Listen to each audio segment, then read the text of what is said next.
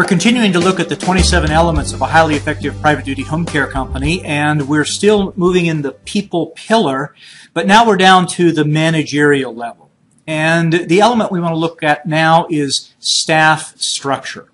One of the most frequent questions I'm asked by owners of private duty home care companies is, well, how many people should I have in my office for the size of my business? And we've actually done some research and benchmarking to look at the sizes of home care companies in dollars of revenue and to look at the average number of people in there. So for example, we know from our first benchmarking study that the median sized private duty home care company is about $1,466,000 in revenue and had about 6 office employees. And so you do the math and we see that the number of employees per revenue comes out to about $250,000 of revenue per employee in the office. Now that's a big, broad number, and we'll talk about more about that in future videos.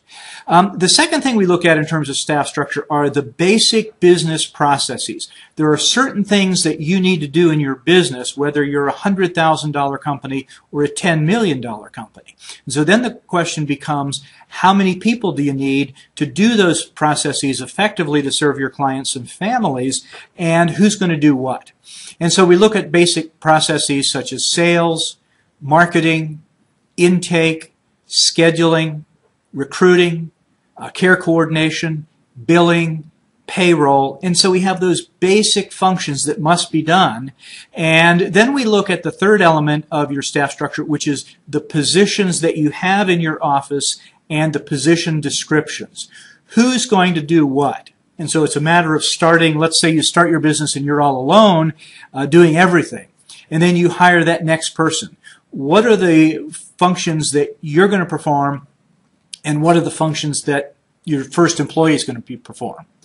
Years later, you're up to $2 million in revenue. You've got 8 people in your office, and then you look at how you divide up those business processes to decide who's going to do what, how do you communicate, how do you manage the flow of business processes. And so these are all of the elements that fall under this element of staff structure. And so we're going to go much more in depth into staff structure in future videos. And to gain the full benefit of that, you're going to want to become a premium member of the Academy for Private Duty Home Care. You can do that at www.privatedutytoday.com.